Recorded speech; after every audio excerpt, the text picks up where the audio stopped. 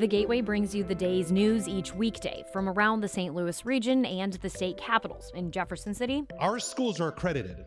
We don't need this bill. And Springfield. How many more years must pass before lawmakers see time is of the essence? I'm Abby Larico. Join me each weekday for The Gateway on the STLPR app or wherever you get podcasts.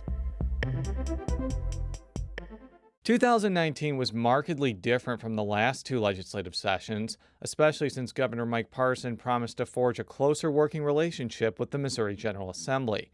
One of the people that saw this change firsthand was Senate Minority Leader Gina Walsh. The Bellefontaine Neighbors Democrat joins us on the latest edition of Politically Speaking to talk about her relationship with the governor and the 2020 election cycle. Let's hit the music. This is Politically Speaking, the longest-running episodic podcast about Missouri politics. It's a little complicated in Bolivar because there is a Parsons family there. But we also knew that it was important to make sure that we got to where we needed to go. You know, if you walk in a room and you're getting ready to make a decision and everybody in the room looks like you need to stop. And right now what happens in the United States Senate is as critical as anywhere else in the country. I really want the state to succeed. Well, we want everybody to know that we're all working together. I just worked hard to try to build my name where I didn't have the money. And welcome to Politically Speaking. I'm your host, Jason Rosenbaum, a political correspondent with St. Louis Public Radio. Joining me in studio today, the Senate Minority Leader and also the senator from the 13th Senatorial District, Gina Walsh. We also have another guest. We do have a guest. Prudence Jane Friedrichs is with us today. She is often my sidekick, answers the phone in the car, and tells folks I will return calls when we land. She's been quite helpful this summer. Prudence, you can say hello to the listeners if you'd like to. Hi. Oh, now I'm going to turn her mic down, so now we can't do that.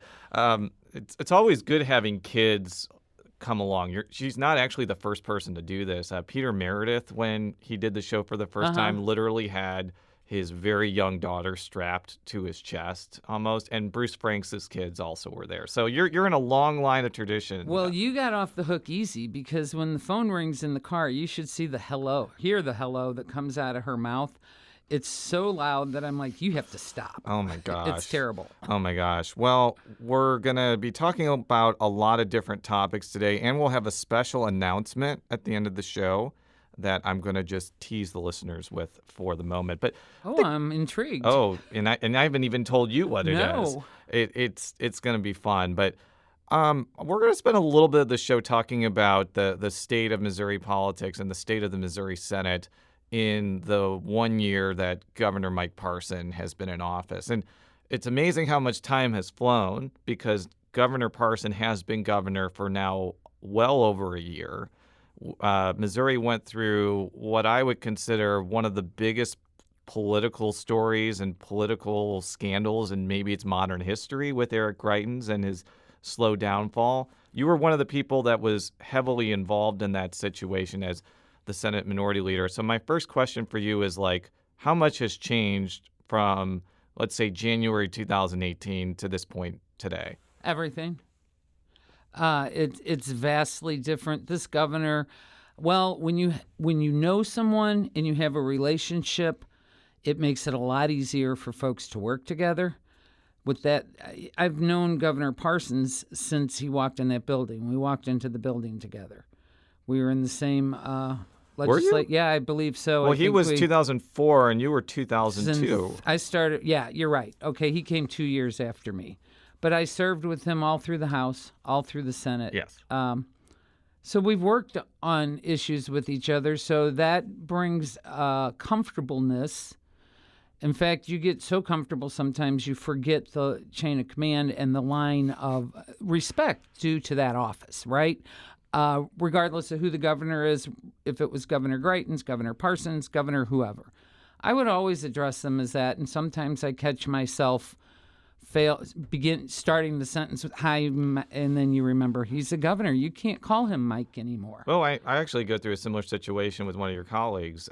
Senator Luchtenmeyer and I have actually been friends for about 12 years, and sometimes I have to catch myself calling him Senator versus Tony. Right. Because, I called him Tony up until the point he was elected. And by the way, I'm probably going to be mentioning this a lot over the next few years. I don't actually cover Senator Luchtenmeyer in any capacity because I can't be objective. Because he was my friend before he ever ran for anything. It just showcases like the ravages of age, and now I'm at a point where one of my actual friends is a state senator. But anyways, it's kind of interesting to see the differences in tone and approach between Greitens and Parson. It's not even close. It's not even really comparable. No, it's not. You know what?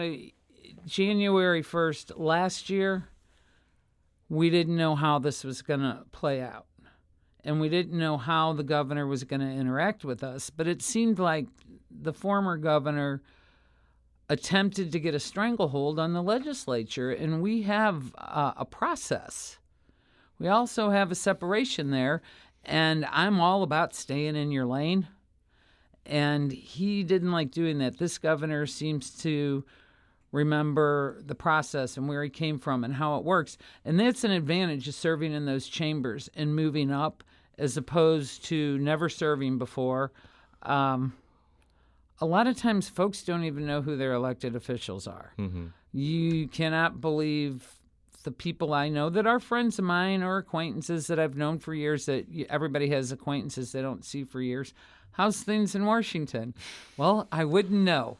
And I have no desire to be that far from home. They don't realize the differences sometimes between the Missouri Senate and the U.S. Senate. I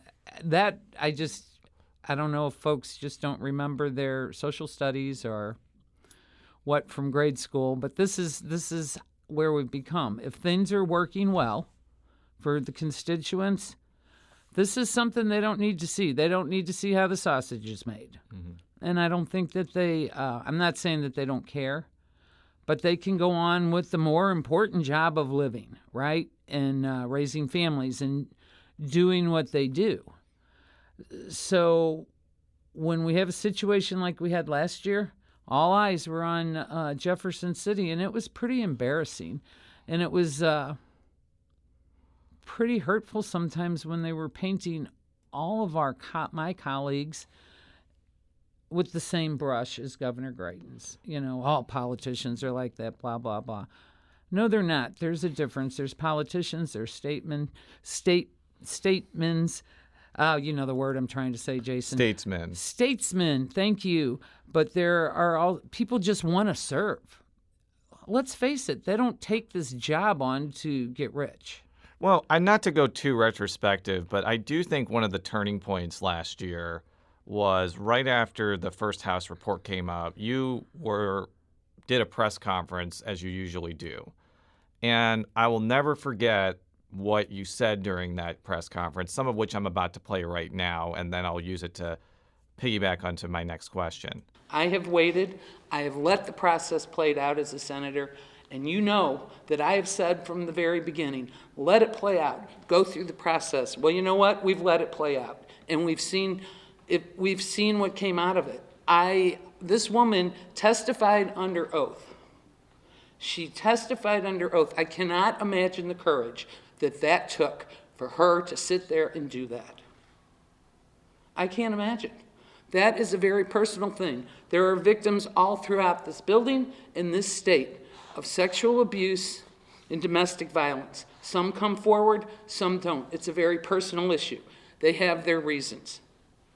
She is a very brave woman, and we are once again villainizing the victim if we do not proceed. And you were referring to KS, the woman that was mentioned in the report. And the reason I'm bringing this up and I mentioned it as a turning point is, like, when I listen to that, I don't hear like a politician like using pat statements or talking points. I hear like a real person reacting to a real situation.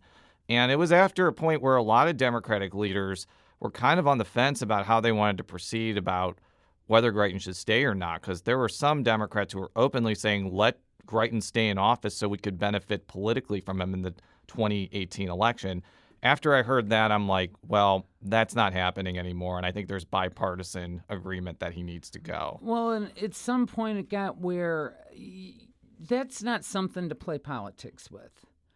I remember that day vividly because I did say, I wasn't going to personally and politically jump on a bandwagon till I knew everything, till I had everything I needed to make my decision. But the more I read, the more enraged I became. And we do that with victims like that. We're still doing it, because we never went through a court of law with any of this. So now people have the advantage of saying, well, it's a he said, she said, and all of this stuff. I'm sorry. I still err on the side of the victim. I always will. It gets as basic as this. No still means no, regardless of when and where. And people really, I don't think, often believe that. They don't. I still hear in the medical field, I knew some people that responded on a rape crisis intervention team when things like that happened right here in our city. And you wouldn't believe the nurses. Some nurses would say, well, you were probably in the wrong place at the wrong time. No, none of that matters, right? No means no. We're all human beings. We all do things that we regret, and we all find ourselves in situations that we don't want to be in. And if we have the power to stop them, we need to do that to protect ourselves. And oftentimes, in that situation, it's gone to a certain point where you can't control it.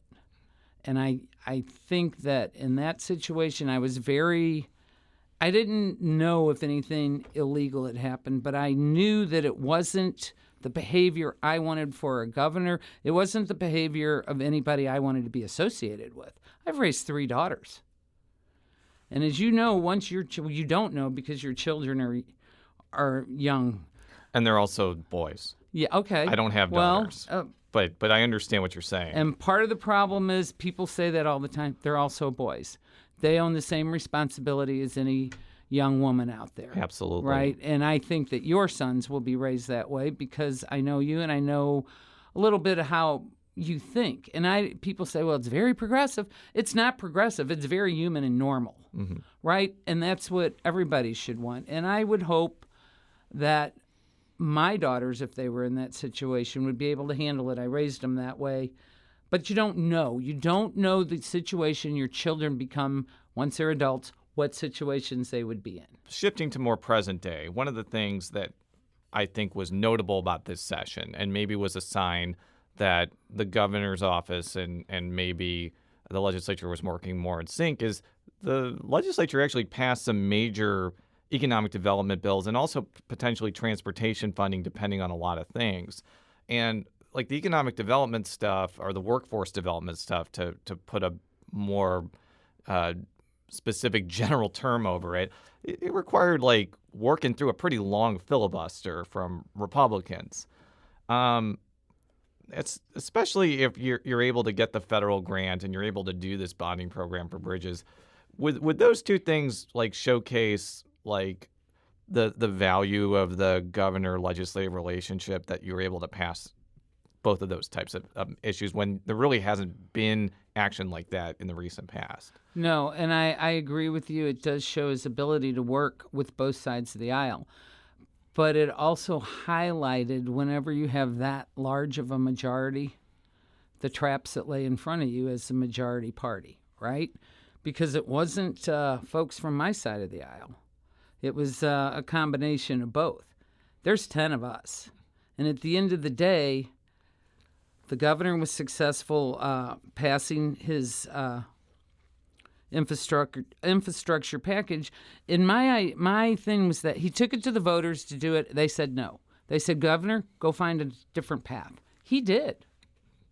So he found a different path. These are all tools that you have to meet benchmarks, and all things have to fall in place before it happens. So there's a lot of protection there for the taxpayer dollars and the money that we're going to be spending. And I think these roads are terrible. I don't know in your line of work if my colleagues on the western side of the state come to you or if you go to them when you do interviews.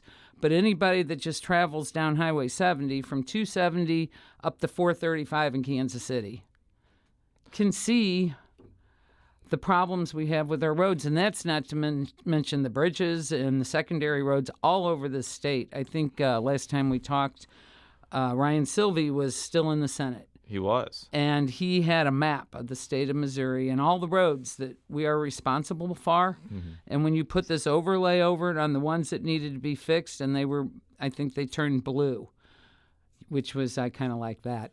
But, yeah. But all these blue arteries across the state, it was incredible, the roads that we're responsible for, these roads and counties that are never used, but they still need repair. You can't traverse them. And I think that, and I've talked about this before, and I don't want to be too harsh against Missouri voters, but it's like people are always, just ordinary people are like, well, what is Jefferson City going to fix the roads in the state?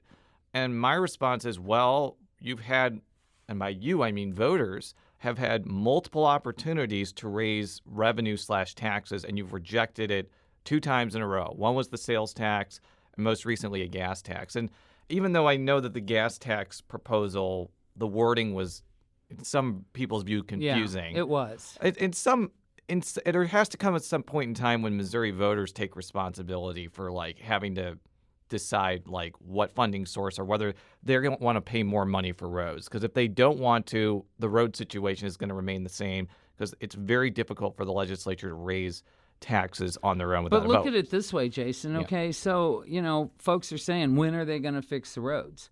We continue to cut taxes in Jefferson City. Yeah. Somebody has to pick up the slack. The people are not paying less taxes. These municipalities and where they live, they have to raise taxes to compensate up to a certain point. I mean, you hear it every day right now because this is the time where you can question your property tax assessment between now and I think July 8th or something. And I don't know the percentage, but my assessment went up pretty dramatically. But I'm in a weird situation where I did refurbish my basement, so I'm not probably going to challenge it because it probably is genuinely more valuable. But I know a lot of people are in a different situation where they haven't changed anything and it went up 15, 20, 30% or something like that. Mine went up a great deal too, but I'm kind of looking at it like I've been in that home since 1982, and over the years I have made dramatic changes. So it is absolutely not worth. It's not the value that it was 10 years ago. It's a nicer, better place. And I'm sure after the economic downturn, since you live in Bellefontaine Neighbors, it went probably down in value and probably went back up. It did, and homes are selling for a decent price over there right now. Well, that's genuinely good to hear. It is good to hear. Because North County was probably the hardest hit place of any place in the country, or one of them. 6313637 and 38 zip codes. That's Bellefontaine Neighbors. That's Glasgow Village. That's Riverview, the city of Riverview, Spanish Lake, towards unincorporated area, towards Florissant. Those zip codes were hit the hardest. It was a calamity. It was a calamity, but we're digging out. I mean, I love my home. Yeah. And I like my neighborhood. So you're not going to flee to St. Charles like the previous senator from the 13th? Who I basically saw the other day. I'm not trying to say mean things about Tim Green. He's a good guy, but he did flee. Let's be honest with ourselves. At some point, I may flee because of people like our special guest here. Okay, that's fair. I drive 45 miles to get her, or her mother drives 45 miles to bring her to me, and then I have 2 more out there now that are coming this evening. So everybody's traveling on that highway all the time. I've been out to, what is this, Friday? Yeah. I've been out to St. Charles County every day this week. I don't represent St. Charles County, and I've told my children that when they complain about the political process and things going on in Jefferson City, I discreetly send them an email that says, "Thank you for your inquiry, but according to your address, this is your elected official, and these are their phone numbers." So you can take that issue up with them. Yeah. Well, I want to talk about one thing that didn't happen in the Senate when there was not a quote-unquote previous question used. And previous question is kind of the term that's used to describe a procedural motion that basically forces a vote on something and kills a filibuster. And I've actually been following this procedural move for a long time, since like 2007. After 2007, when the PQ was used like 4 or 5 times in a session and relations between Democrats and Republicans were probably at their lowest point ever, there was kind of this detente that lasted for almost I think, 6 or 7 years where they did not use a PQ, and that gave Democrats a lot more power because when you used the filibuster and they weren't going to stop it, it meant that Republicans had to come to the table often. Mm-hmm. But then I think after 2013, 2014, it kind of got used once or twice a year. And it wasn't this year, even though it seemed like that was the inevitability with this legislation that was going to ban abortion after 8 weeks and would ban most abortions after 8 weeks and bar the procedure nearly completely if Roe v. Wade is overturned. We've kind of talked a lot about like how that happened on the show and the negotiations behind it, but we haven't really talked about what the impact of not PQing it was. It seemed like because that happened, the Senate was able to do more things after that passed. What was kind of your view on that outcome? Because I think you were I don't think you were happy that bill passed, obviously, but you were happy that there was no PQ. I was very happy there was no PQ. And, and I have always told my caucus, I don't like a PQ, but you do the math. So let's work through this. And I have to say that Senator Schatz will always tell me, which I'm really surprised at. We've grown, we've formed a relationship. But as long as things are moving, issues are moving, and that one was. I have to say I was so proud of the way all of my colleagues, especially Senator Shoup and Senator Arthur, worked on that bill along with Senator Koenig and Senator Rowden. They kept that thing moving, and they were making progress with every meeting and every hour. And I have to tell you, they worked on this for weeks, but that last go at it was just all day and all consuming for those folks. But they were moving forward. And Senator Schatz has said, as long as we're moving forward, we won't go there. Now, folks really wanted to see it PQ'd. There are some people in that chamber that think that because the numbers are so overwhelming for the majority, that they should be able to walk in and just put the hammer down. When I was in the House, this is kind of inside baseball, we used to run a PQ pool, to see how many there would be. And I didn't want to see that in the Senate, especially after seeing what happened in 2007. And in that time, I was in the House then, and I didn't like what went on in the Senate, and I didn't want that under my watch. And I have always told my colleagues, I didn't push him to a PQ on my issue, which was right to work. I'm not going to do that on other issues for political purposes. I want to work through these issues. I want to do what's right for the constituents we represent. Folks do not want us to play politics all the time. They want us to reach across the aisle, and they want us to work with each other. I don't think the Republicans knew this when they passed right to work so early, but they were making a colossal error by passing it in February, which gave organized labor oodles of time to gather not only the required signatures, but surpassing it by leaps and bounds. By passing the abortion bill on the last day, and because you have to get a certain amount of signatures by August 28th, and now it's in legal limbo, I think, first of all, Republicans may have learned their lesson from that, but from your view, from my view, it seems like that's going to make gathering the signatures to try to put that up for a referendum very difficult. What do you think will happen on that front, given that you do have some experience with the whole referendum thing? Do you think it's probably not going to happen at this point? It's a very, both issues are very different from each other.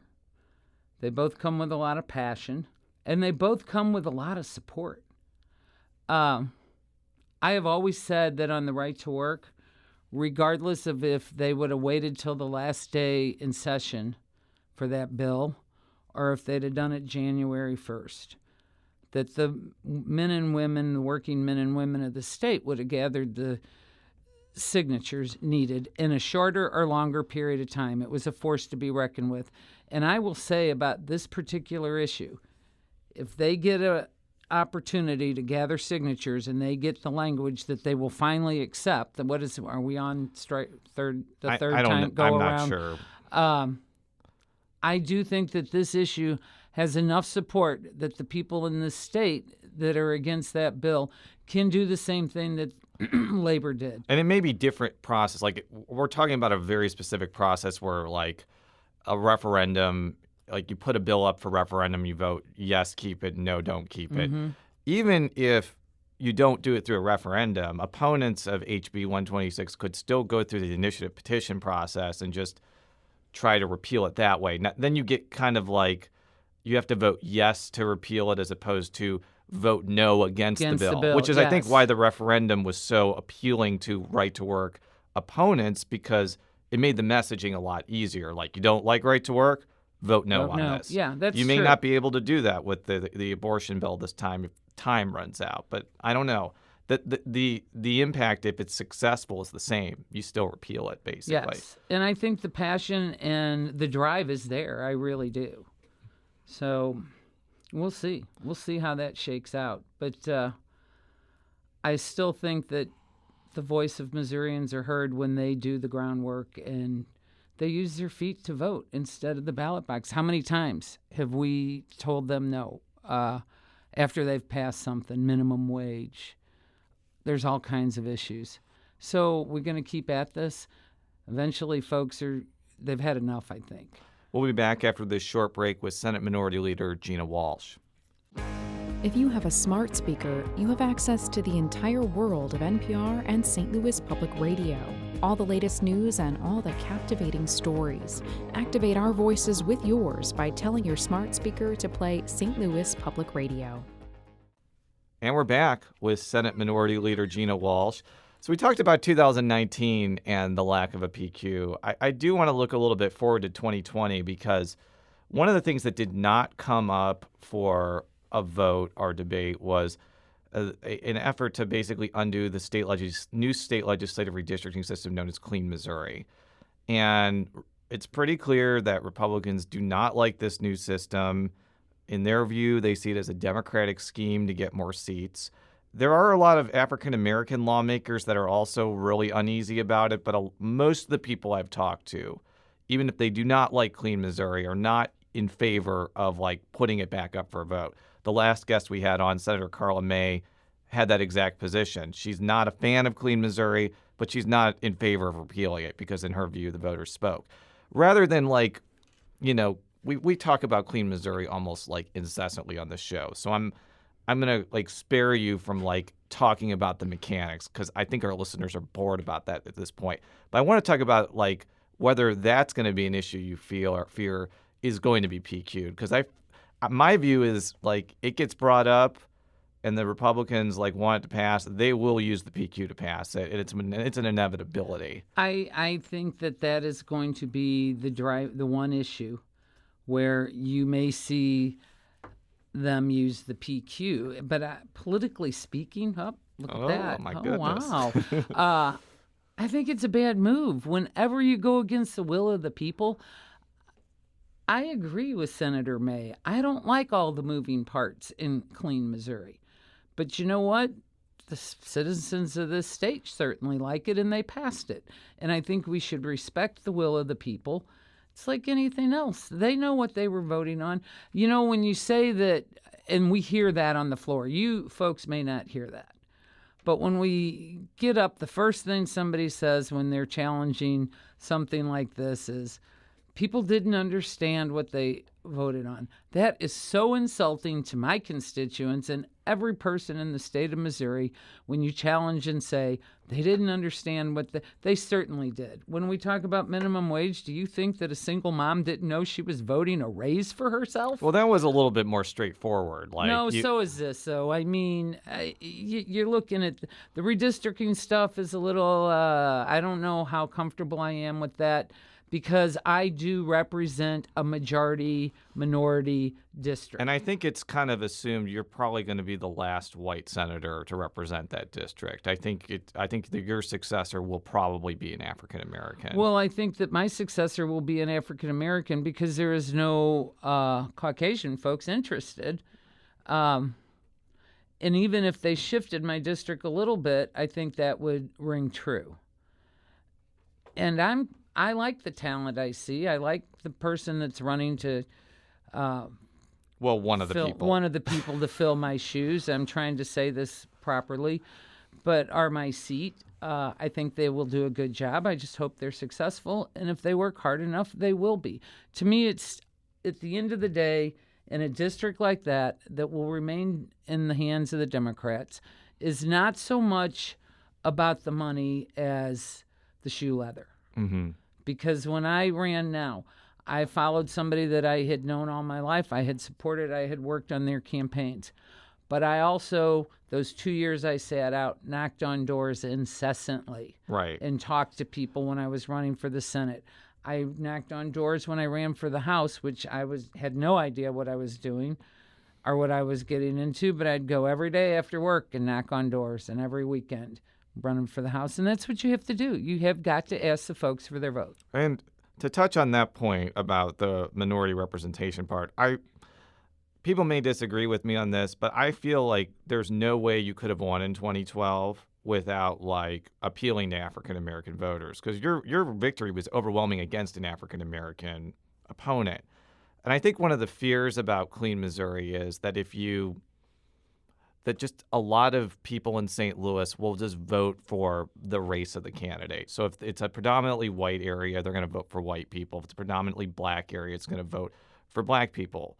I think maybe you're an exception and Carla May may be an exception. So how confident, this is not a Clean Missouri question, it's more of like a St. Louis electorate question. How confident are you that that assumption I just meant is not actually true? Because it does feel like we still live in a very racially polarized region when it comes to elections, but you do see some situations where that rule is accepted, basically, and not accepted like the exception to the rule. I'd be interested. It interested is the exception to the rule, and I've always had a race. It's always been a primary, and some have been more challenging than others. And I've always done well over 70%, sometimes a lot higher. Sometimes it was a 2 or 3 way primary. But the fact of the matter is, when folks call my office after that first 2 years that I ran, and I think the first year I ran for the House, it was myself. I think there might have been 4 candidates in the race. I'd have to look. Mm-hmm. But I think it was Wanda Moose, myself, Marlene Terry, and a guy from over in Riverview. Mm. But after that, when folks called my office and asked for help, we would make it quite clear we were going to do everything in our power to help them. We were not making any promises. And that is how I have operated since 2003 when I walked into that building. And that's what people want. People don't call my office and ask me what my race is. They ask me what I can do to help them. And I think that if elected officials operate that way, they're going to be successful in their endeavor, because people remember that. I have one woman that called me a while back, and I thought, ooh, I haven't heard from you in a while. And she says, yeah, she had a very odd situation with child support. Her kids had aged out of the system. Mm-hmm. So she didn't need my help anymore, but she just called and said, I haven't talked to you. And I said, well, it's great to hear from you. She just wanted to tell me that she appreciated the help over the years and check in and see how I was doing. Oh, that's very nice. That was pretty cool. Yeah, that's pretty nice. That was very cool. But and oftentimes we rely on our staff, and I have a crackerjack staff in that office, boy. I mean, these folks are on it, and they are so helpful all the time.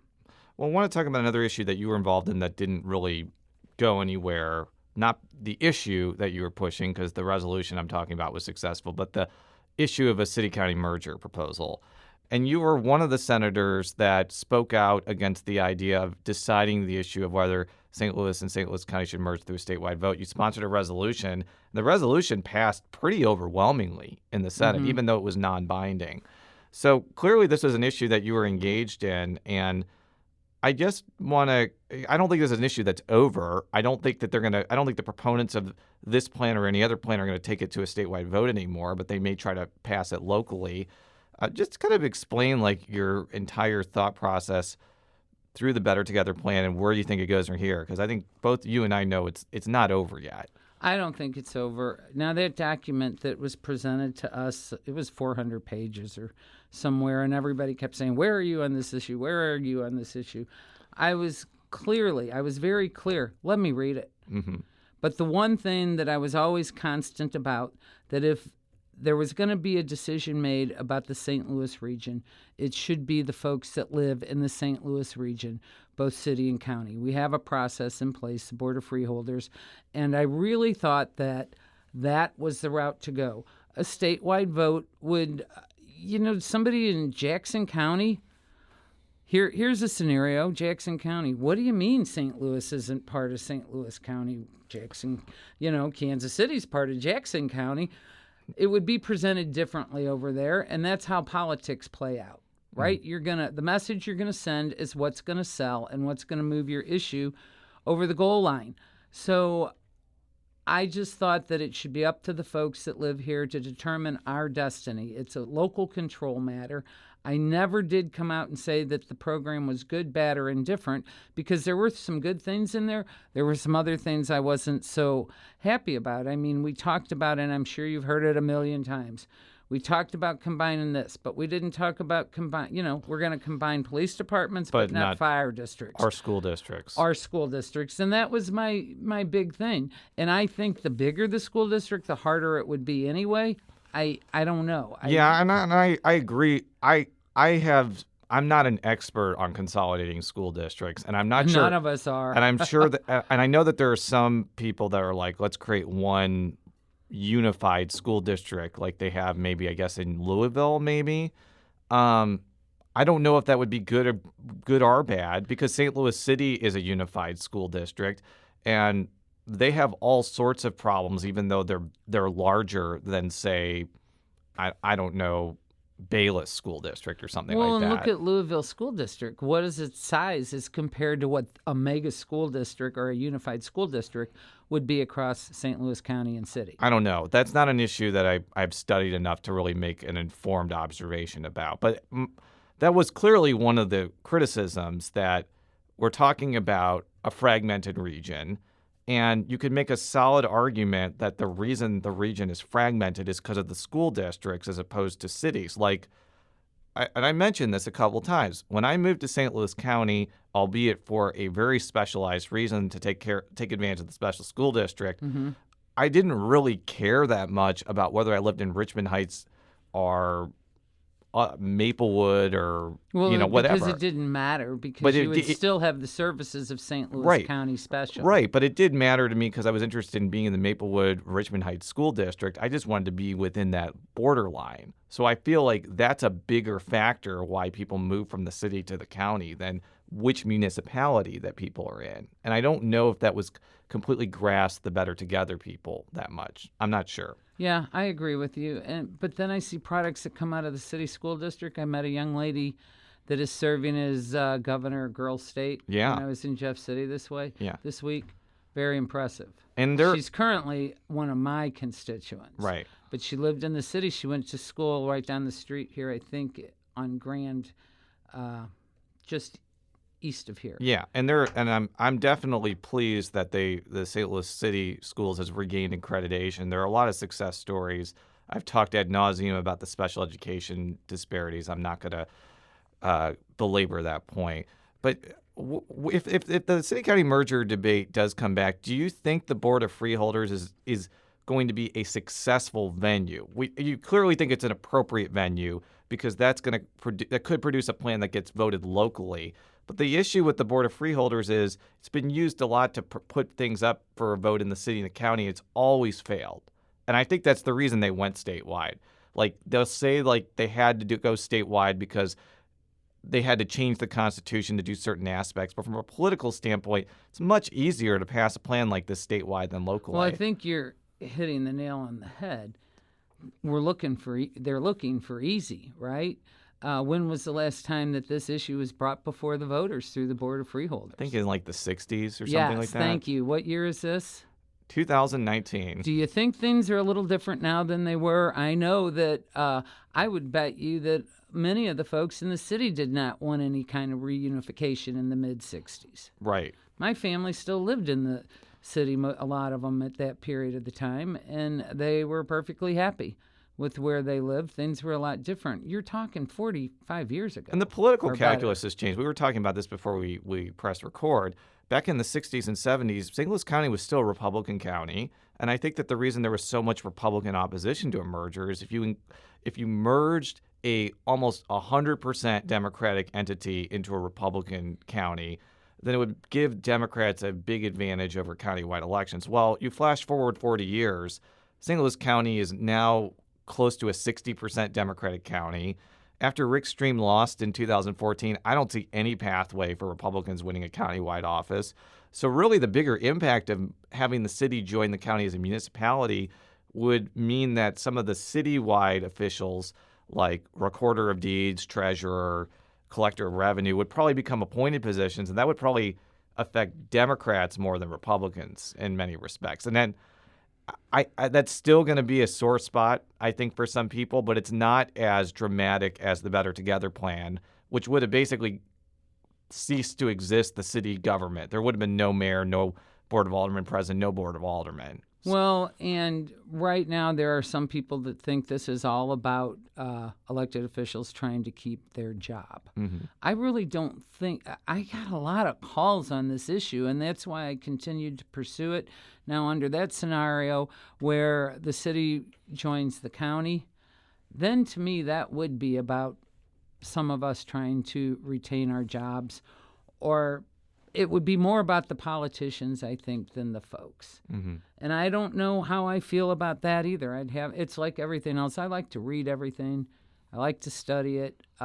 It's not, and it sounds like let's erase the boundary between the city and county. It actually it's not that simple. It's actually much more complicated and will have ramifications even for the whole special school district situation. If the city and the county are in the same jurisdiction, like, how do you morally justify the city not being part of the special school district if they want to vote to be in it? That's right. And how I don't understand where people think that you have all these things going on. Is there a lot of police departments? You betcha. Are there a lot of fire districts and tons of school districts? How do you merge all of those services for the employees of those political subdivisions? Pensions, health insurance. Somebody loses. And folks say, well, that's just part of the deal. Well, if that's part of the deal, I bet if you're on the receiving end of that and you're on the losing end of it, you don't like that deal too much. No, as a person especially if you've worked 30 years in an entity and you're looking at, now our health insurance for everybody changes all the time. Right. Mine changes every 2 or 3 years. But if your pension, after all those years, you're relying on something that you're looking down 4 or 5 years down the road, then you're going to be doing the good life. And it changes. It drastically changes. Yeah. How do you handle that? How do you merge all of them together? And maybe you can. That might be way above my pay grade. Well, that is way above my pay grade, too. And we'll have to see what happens on this issue. For the last few minutes, I want to talk about 2020. And I talked about this with Senator May because Senator May, in addition to being a senator, is also a Democratic committee woman.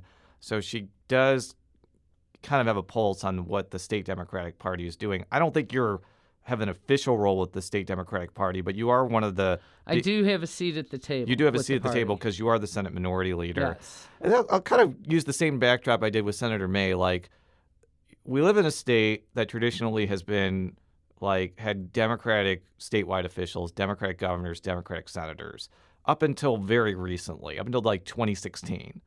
And now we're in a situation where the Democrats have one statewide office. They don't have either of the Senate seats anymore. And you kind of look at the map of Missouri, where you used to have this urban, suburban, and rural coalition that pushed people like Jay Nixon and Claire McCaskill to statewide victory. The rural areas are voting for Republicans 70, 80%. You have suburbs like Jefferson County, which are now very red. And even though I think the urban core, and that includes parts of St. Louis County, is still very blue, I don't think the numbers are there without the suburban and rural parts to push someone to a statewide victory that's a Democrat. That's my view. What's your lay of the land about how Democrats are going into 2020 with that potential reality? Well, I do think that if they play their cards right, we can make some inroads. I do think that last election cycle, folks stayed home for one reason or another on my side of the aisle. In 16 or 18 or both? In both. Yeah. And here's the deal. What we need to do as a party, once we have a candidate, we have to be all in. We can't just say, I didn't win, so I'm staying home. Well, how'd that work out for you last time? It didn't work out very well at all. When I walked into that building in 2003, there were 76 Democrats. Right. Right. Northeast Missouri, I think, had a majority Democratic What's delegation. there, 43 now in the House? Yeah, and 0. I use Northeast Missouri as an example a lot because I'm obsessed with Northeast Missouri politics, but it's a really easy barometer of how bad things have gotten for Democrats. And how quickly. Well, you need a stronger party and a stronger message, but you need good candidates. We don't need candidates to keep people busy. We need candidates that can win. So we need to be recruiting folks that have a passion for it and have a passion for their community. And they're difficult to find. They're very difficult to find. The Democrats in my chamber are on the phone constantly looking for folks to run, and it's hard. And we find some good ones. Finding them within that chamber is not always the answer, or within that building. And then in 2020 for statewide offices, there's really not. I think that there's kind of like a limbo period now for governor where, like, Nicole Galloway, the state auditor, I think is clearly planning to enter the race. And Scott Sifton, who had made noise about entering the race, is kind of figuring out what he wants to do.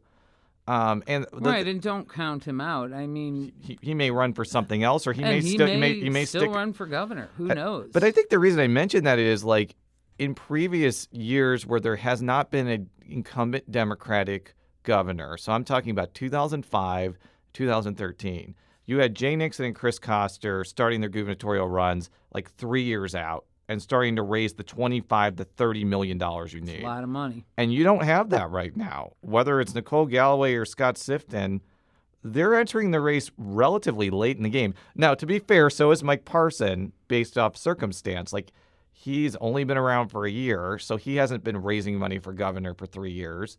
But that seems to put Democrats at a disadvantage, in my opinion. It does, because we're never going to have the money. Yeah. Right? Because we're not in charge around here. But it does start with this was so different what happened last year. Nobody's seen it coming. Nobody, especially the governor. I don't think that the governor walked into the lieutenant governor's office last January and thought, I'll be governor in June. No, I don't think so. I don't think so. And I don't think that Senator Kehoe ever thought that he would be lieutenant governor June 1st or whenever that happened, July 1st or wherever. Yeah. But it is what happened, and that's what we have to work with. But it would serve us well to have a very clear, unified message. And that's what the Democrats need. They need everybody on the same page. We need to find the right candidates and then gather around them and promote them. And I think that Senator Sifton and Auditor Galloway will be doing a lot of visiting with each other in the next few weeks, and we'll see what happens there. Well, Senator, it's always great to talk with you, and it's always great to have you on the podcast. For all of our stories, stlpublicradio.org. Follow me on Twitter at @Rosenbaum. How would people be able to follow you on Twitter, Senator? At Walsh Gina. All right, so this is the special announcement that I promised. 3 years ago, I created a quiz for Politically Speaking to celebrate the 200th episode with a guest. After a lot of thought and contemplation, even though we're not at really like a milestone point in the podcast, I've created another quiz that you can take, 30 questions. Some of the questions are extremely difficult, like how many women have been guests on the Politically Speaking podcast, or how many repeat guests there's been on the Politically Speaking podcast.